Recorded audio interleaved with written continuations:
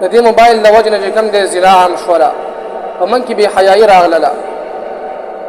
نن سبا محترمو که تاسو دا موبایل وګورئ په دې کې داسې کسان دي محترمو چې هغوی د ځان دپاره هر چا یو هلک ساتلی یو بل ته شوکۍ محترمو او هغه ویډیوګانې که وګورئ دومره په میلیونو کسانو باندې خلکو کتلي وي. دا څوک ګوري؟ دغه مسلمانانو ګوري.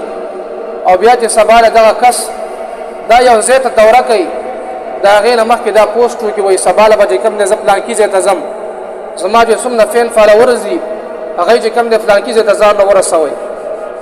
نو هغه کسان چې کوم دی هغه ځای ته راشي او بیا ورسره دا تصویران او دا سلفینې وباسي د مشهورتیا دپاره. لکه په پښتنو کې دومره عقل او شعور هغه ختم شوی دی دومره سوچ نه کوي محترمو چې دا ده سره زه دا ولې مینه کومه د څه وجې نه ورسره دومره مینه کومه حالانکې هغه چې کوم عمل کوي دا د قوم لوط عمل دی.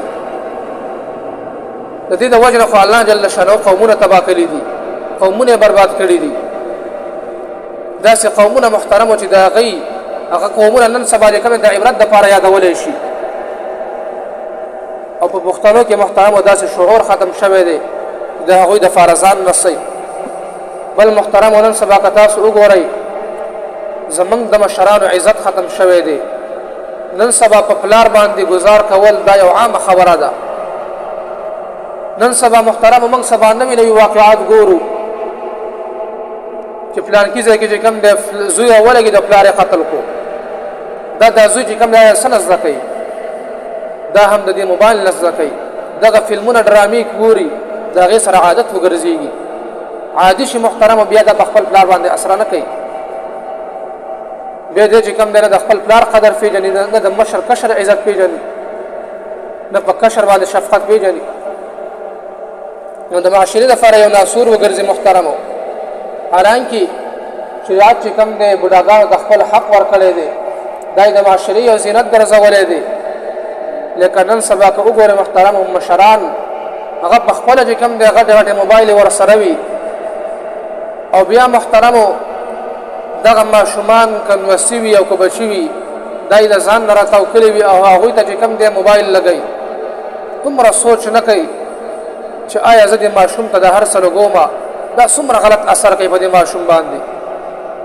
که ته دې په ځای ورله چېرته قرآن ورکړلی شي قاعده سپاره ورته ورکړلی شي او دغه شان جومات ته راوستلی شي یا دغه شان د هغه نه مونځ به اورولی شي د مونځ رکعتونه ورته سم کړلی شي او دغه شان کلمې ورته وښودلی شي دعاګانې ورته وښودلی شي د دې په ځای نو دا به څومره بهتره وي په ځای د دې چې موبایل ورته لاسو کې ورکړي.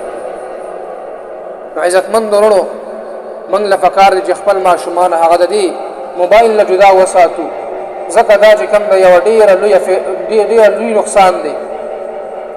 بل محترمو انسان ته بیا ګناه نه ښکاري. کله چې انسان ګوري یو موبایل ګوري نو دا د دې سره چې عادت ته وګرځېږي بیا ورته ګناه نه ښکاري. لکه نن سبا تاسو ګورئ چې دا ګیره خرول دا چاته د سره ګناه نه ښکاري. د مشرانو تپوس وکړئ چې هغوی د وړاندې چې به یعنې کله چې به یو نوجوان هغه ګیره وخروله نو هغه به بیا د مشرانو مخې ته نشو راتللی هغه به بیا یو مجلس ته نشو راتللی. نو عزتمند ورونو دا چې کوم دی ګناه عام کوي او ګیره خرول داسې یو ګناه د محترمو چې پیغمبر علیه الصلاة والسلام د ګیره خرونکي نه هغه مخې ته اړولی دی.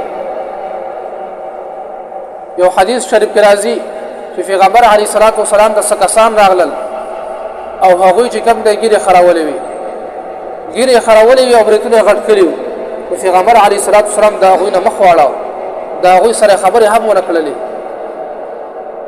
نو عزتمند ورونو بیا موږ او تاسو چې کوم دی د دې موبایل نه ځان لرې وساتو ځکه دا یو خطرناکه فتنه ده محترمو.